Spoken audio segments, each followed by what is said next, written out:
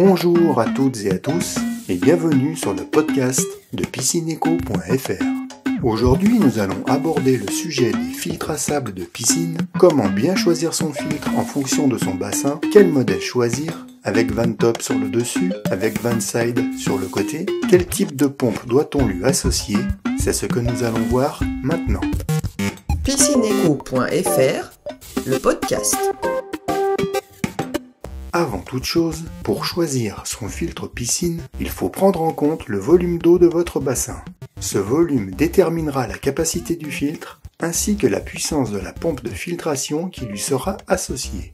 L'éloignement du local technique, sa hauteur, sont également à prendre en compte pour se rapprocher au mieux de vos besoins, tout comme la place disponible pour installer ce filtre dans de bonnes conditions.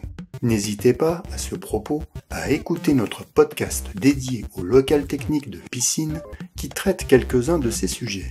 Comme l'indique le titre de ce podcast, nous parlerons ici de filtres dits à sable, même si dans ceux-ci, nous verrons que différents médias filtrants pourront être utilisés. À savoir qu'il existe également des systèmes de filtration à cartouche, des systèmes très performants, pas seulement dédiés aux petites piscines. En effet, cette option est également viable pour les grandes piscines, à supposer d'utiliser du matériel adapté. Mais nous en reparlerons dans un prochain de nos podcasts. Quelle taille de filtre à sable choisir pour sa piscine ? Pour effectuer ce calcul, il vous faudra connaître le volume total en eau de votre piscine. Ce volume sera à diviser par 4, ce qui vous donnera le débit minimal de filtration à adopter. Pourquoi diviser par 4 ? Tout simplement parce que, en moyenne, l'eau de la piscine doit pouvoir être filtrée dans sa totalité en 4 heures. Le système de filtration doit donc pouvoir offrir ce rendement minimum. Partons pour exemple d'une piscine avec un volume de 40 m3. 40 divisé par 4 est égal à 10, ce qui nous donne un débit minimum de 10 m3 pour ce volume. Ceci est un minimum, car si le système de filtration est très éloigné du bassin, si beaucoup d'arbres sont à proximité de l'eau, ou encore si le niveau entre la piscine et la filtration est inégal, avec une filtration sensiblement plus haute, alors il vous faudra appliquer un multiplicateur à votre calcul. On pourra multiplier entre 1,2 et 1,5 notre résultat, selon les degrés de problématique, afin d'obtenir une filtration plus performante, plus adéquate en rapport aux difficultés rencontrées. Pour exemple, un multiplicateur par 1,2 nous donnerait 10 fois 1,2, 12 m3. Maintenant que nous connaissons notre débit minimum de 12 m3, attardons-nous sur la pompe de filtration avant de passer au filtre. Ceci est déterminant, car la pompe, si elle dépasse les 12 m3, demandera un filtre adéquat. Il faudra que le filtre puisse accepter son débit.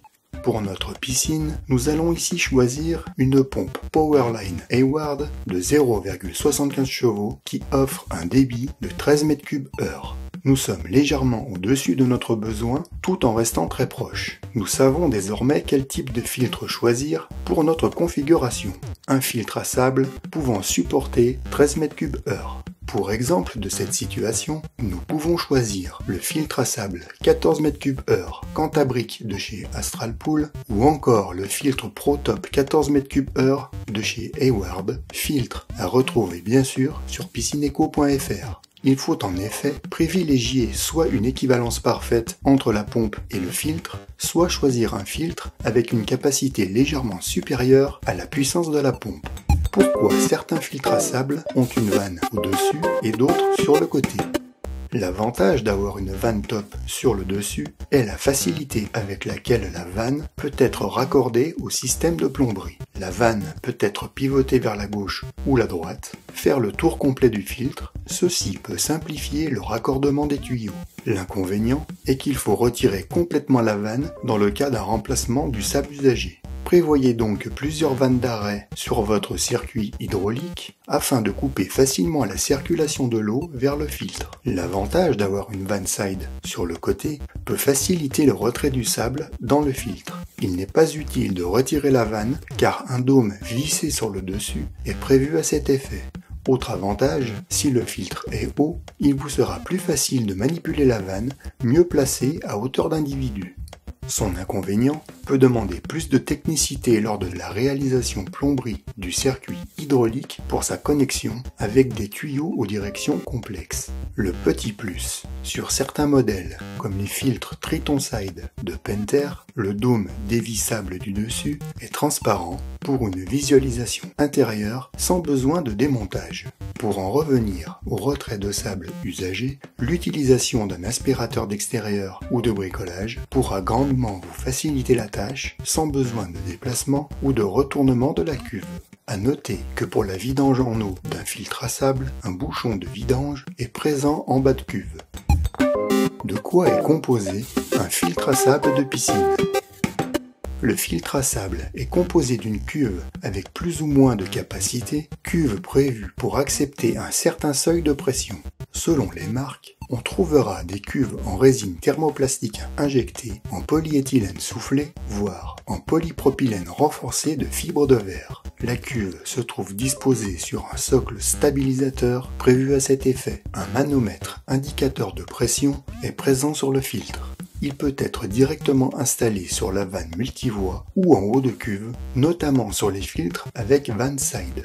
À l'intérieur du filtre se trouve une colonne centrale. Connectée à la vanne multivoie, la colonne envoie l'eau sale venue de la pompe vers le haut du filtre. L'eau ainsi projetée en haut de cuve traverse le sable du haut vers le bas, se débarrasse de ses impuretés pour ensuite se trouver aspirée par une ou plusieurs crépines situées en bas de cette colonne. Cette eau épurée est redistribuée par pression vers la piscine au travers de la vanne multivoie. Selon les modèles de filtres, on trouvera des crépines en forme d'étoile, appelées parfois pieuvres, qui se constituent de sortes de petits doigts vissés ou emboîtés en bas de colonne. Il existe aussi des crépines plus simples, type monobloc, et de forme circulaire. La vanne multivoie d'un filtre à sable. Concernant la vanne multivoie qui est toujours fournie avec la cuve, on retrouve le plus souvent ce type de fonction. Closed, fermé, ferme toutes les arrivées d'eau au filtre et à la piscine. Cette fonction peut être utilisée en cas d'intervention sur le circuit hydraulique, en cas de fermeture prolongée, par exemple en cas d'hivernage passif. Il est préférable de placer la vanne entre deux positions plutôt qu'en position fermée. En position fermée prolongée, on arrive à noter une détérioration du joint en forme d'étoile, joint situé en bas du corps de vanne. Filter, filtration. Filtration normale de la piscine, avec ou sans aspirateur connecté. L'eau traverse le sable du haut vers le bas et est récoltée, épurée par les crépines avant de rejoindre le bassin. On utilise aussi cette fonction pour l'utilisation d'un robot hydraulique compatible avec le système en place. À noter qu'en mode filtration, l'état d'encrassement du filtre est visuellement accessible via le manomètre dont nous avons parlé précédemment. Plus la pression augmente, plus le filtre est saturé. Backwash, contre-lavage, inverse le sens de circulation de l'eau pour nettoyer le média filtrant. Cette fonction est à utiliser régulièrement, au moins 2 fois par mois.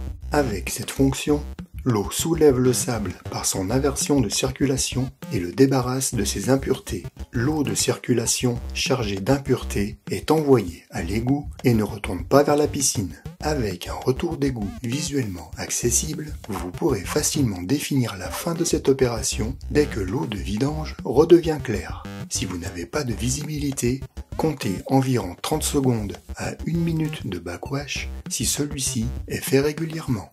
À noter que certaines vannes disposent d'un voyant de turbidité, sorte de capsule transparente, qui permet de visualiser la pureté de l'eau de circulation. Rince, rinçage. Cette fonction est à utiliser après un contre-lavage. Elle permet un dernier rinçage et nivelle le sable tout en chassant les dernières impuretés à l'égout. On peut également l'utiliser pour le premier nettoyage du sable. Waste, égout ou encore vidange. Si la piscine est très sale, ou tout simplement pour faire baisser le niveau d'eau du bassin en cas de trop-plein ou d'un renouvellement partiel de l'eau. Réticulate, circulation.